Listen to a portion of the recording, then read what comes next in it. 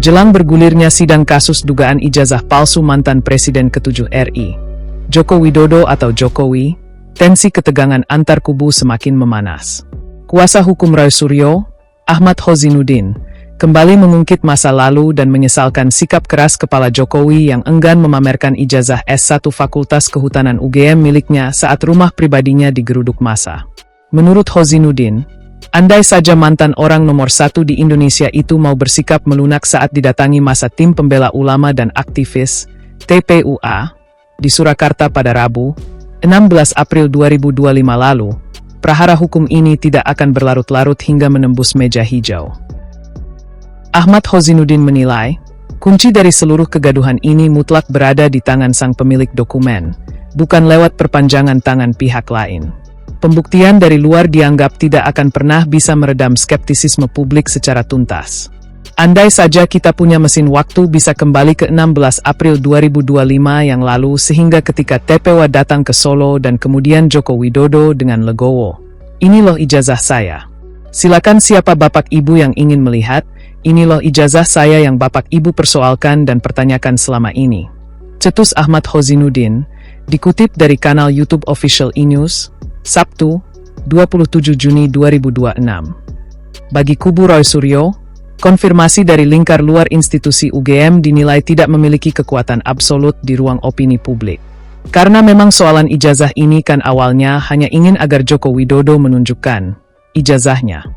Karena banyak perdebatan publik yang memang tidak bisa dikonfirmasi kecuali oleh sang pemiliknya. Tidak bisa dengan menghadirkan kawannya, atau testimoni dosen atau dekan. Harus yang bersangkutan dan itu adalah cara yang paling elegan, tuturnya.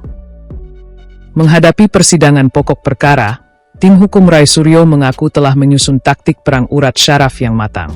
Mereka sengaja menyembunyikan sebagian bukti krusial selama proses penyidikan di kepolisian agar bisa menjadi kejutan di ruang sidang yang terbuka untuk umum. Bukti tersebut diklaim bakal memperkuat hasil riset Roy Suryo yang menyimpulkan ijazah Jokowi 99,9% palsu. Namun tidak semua bukti-bukti itu kami sodorkan pada proses penyidikan.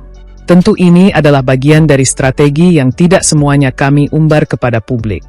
Namun lagi-lagi kalaupun nanti sudah sampai persidangan, seluruh saksi-saksi dan fakta-fakta yang ada di penyidikan pun akan kami elaborasi lagi, bongkar Hozinuddin.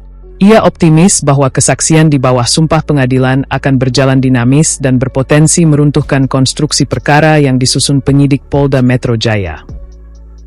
Mendengar kabar bahwa ayah dari Wakil Presiden Gibran Rakabuming Raka tersebut berkomitmen hadir langsung sebagai saksi korban, kubu Roy Suryo mengaku tidak sabar. Hozinuddin sudah menyiapkan rentetan pertanyaan tajam untuk menguji mental sang mantan presiden di kursi pesakitan tanpa tameng dari para ajudan maupun penasihat hukumnya.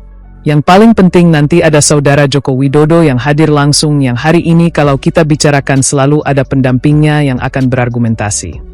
Tetapi dalam proses persidangan saudara Joko Widodo akan duduk di kursi sebagai saksi dan kami akan bertanya, "Wahai saudara Joko Widodo, yang pertama apakah benar yang duduk di hadapan kami adalah Joko Widodo?"